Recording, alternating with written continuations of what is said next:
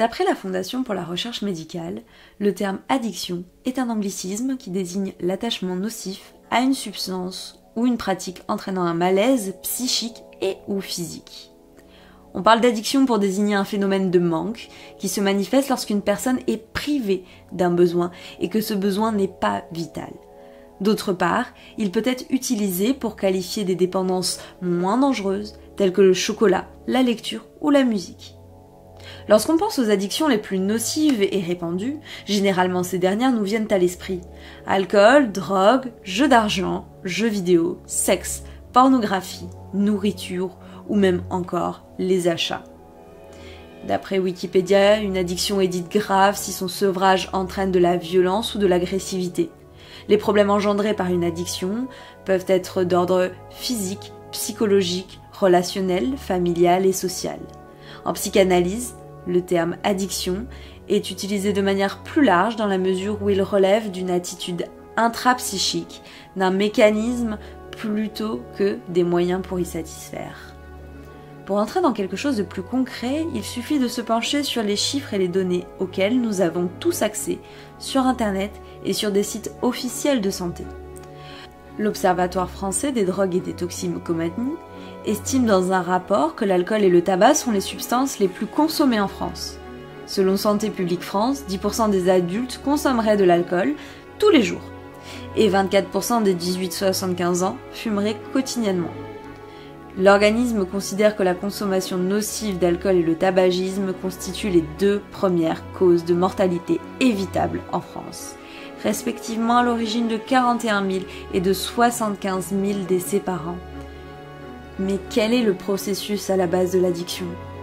En essayant de faire au plus simple, il s'agit de la réaction de substances psychoactives qui agissent sur le circuit de la récompense, le circuit impliqué dans les sensations agréables.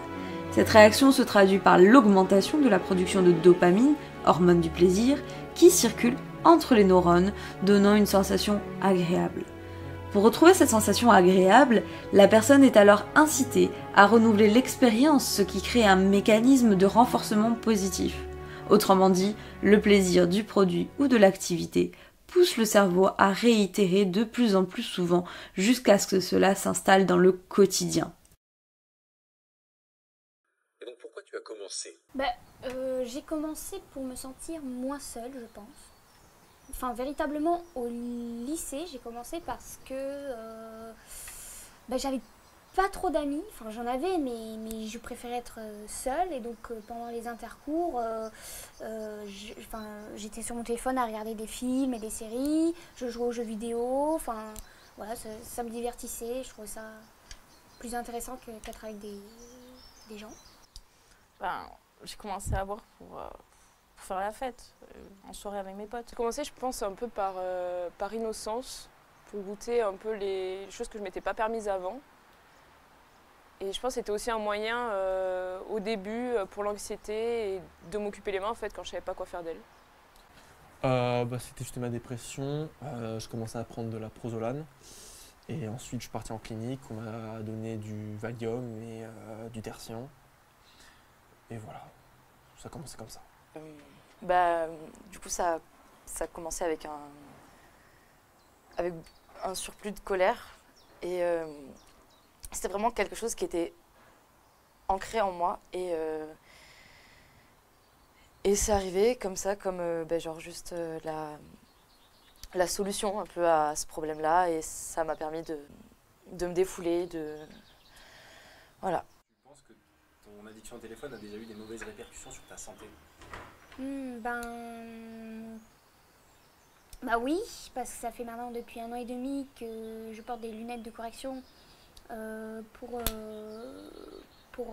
quand je suis sur les écrans ou en train de lire, voilà, pour me concentrer et éviter les maux de tête.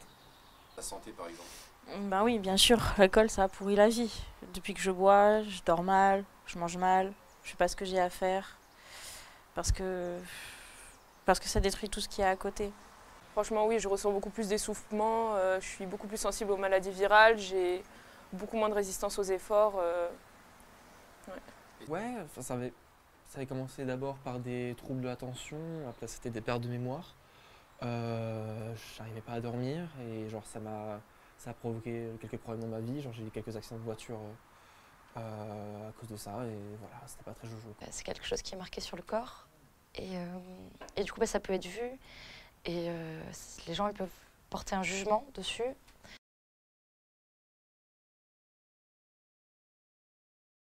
Je pense que ça serait divertissement. Solitude. Là, je dirais que ce serait le mot illusion. Je dirais réconfort. Je sais pas, Je sais pas. désolée. Non, non, mais c'est pas grave. Est-ce que tu penses que cette addiction, elle te suivra toute ta vie? Ça en vrai je peux pas le dire, je peux pas prévoir. Mais je sais que les cicatrices, elles restent. Bah malheureusement oui.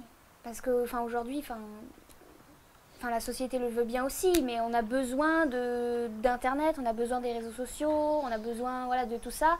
Déjà pour se tenir informé, aussi pour le travail, et pour rester proche de son entourage aussi, pour garder contact et tout ça. Donc oui, je pense que ça me suivra toute ma vie. Je pense que c'est bien parti pour. Parce que même si j'essaie d'en parler ou quoi, c'est pas quelque chose de facile.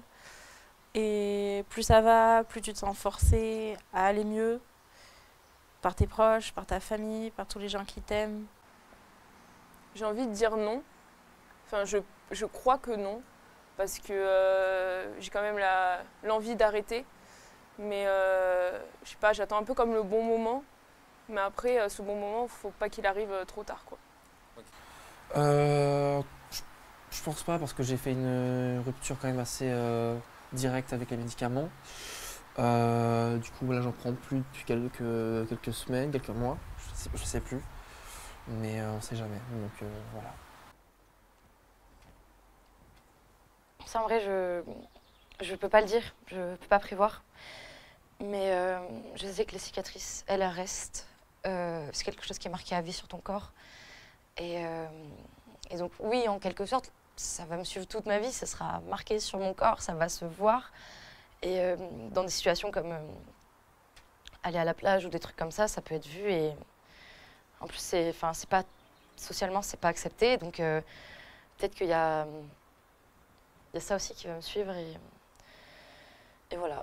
Et est-ce que tu penses que répondre à ces questions a impacté ton moral d'une quelconque manière? Bah, pas trop négativement, parce que bon, je suis quand même consciente d'être addict au téléphone. Mais je ressens un peu de la culpabilité. La culpabilité de j'aimerais retrouver la Naoma du collège qui s'en foutait de tout ça et qui préférait jouer avec ses amis au lieu d'être sur son téléphone. Aujourd'hui, je profite plus de mes amis. Ni de ma famille parce que je suis sur mon téléphone.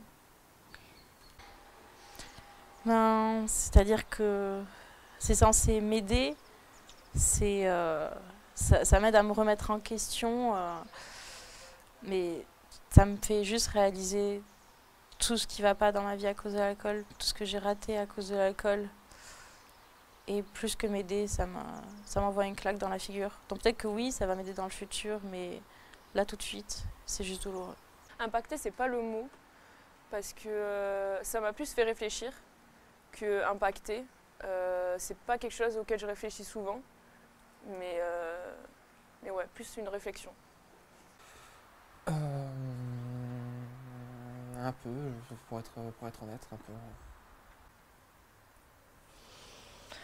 Non, globalement, je trouve que c'est toujours bien d'en parler. Et voilà, après, c'est toujours un sujet assez compliqué à aborder, mais je suis quand même contente de pouvoir en parler dans cette interview.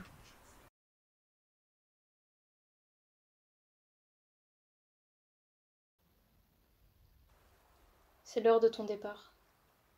Je t'embrasse, te dis au revoir. Tu tourneras au croisement. Pour l'instant, tu t'arrêtes au feu. Ton moteur vrombissant s'étouffe peu à peu. Il fait froid, nuit. Le vent siffle entre les gouttes de pluie. L'air qui s'infiltre par mes manches vient gonfler mon blouson. Le frisson me ramène à la raison. Je suis seule dans un endroit déserté. Le ciel nocturne a fini de s'installer. Mes pas se sont mis à résonner et ma pensée à serpenter arrivent. Des pensées intrusives de manière consécutive, entraînant des actions compulsives. Ta chaleur me manque déjà. Je m'ennuie quand tu n'es pas là. Je m'enivre de toi. Et maintenant, je suis seule dans le froid. Je voudrais m'enrouler dans tes bras. Je voudrais me rouler du tabac. Mais je me retrouve à parler tout bas à une ombre que je ne reconnais pas. Et cette ivresse de la nuit, où je te cherche tout ahuri, alors que ta voiture est déjà loin, alors que notre aventure se porte si bien. Et tu me manques, et ça me manque, et je pourrais sombrer tant ça me tente.